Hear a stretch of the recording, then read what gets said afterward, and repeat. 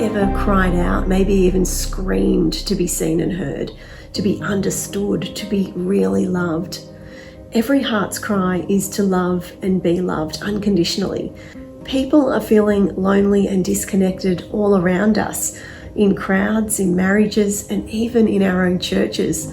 Sometimes in our hunger for love, we go looking for it in all the wrong places, often ending up getting ourselves into trouble and heading down some really wrong roads. We get hurt and end up closing off our hearts, or worse, we make the decision not to let anyone in ever again for fear of another rejection. We join the great masquerade, we get on Facebook, or we pretend that we're fine while all the while yearning for a real conversation. A heartfelt hug, to be asked, "How are you doing today?" by someone who actually gives a rip and wants to hear a truthful answer.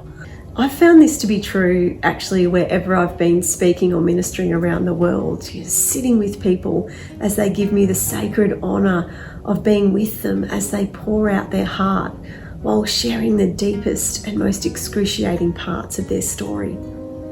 We all have our personal stories of disconnection, loneliness and rejection. By 7, my own father, after an access visit, just cut contact with no warning. I've lost a baby. I've dealt with so many traumatic experiences, including anxiety disorder. It was during my own healing journey that God brought me to a place of vulnerability. God revealed to me how and why we disconnect, and why we all have a personal need and a spiritual responsibility to connect with one another, and how all of these experiences of disconnection in our lives relate directly to the spiritual battle going on around us, where it all began and how it will be overcome. My desire for you during our time together in this study is that you'll find the answer to the cry of your heart and unlock one of the greatest blessings of this life.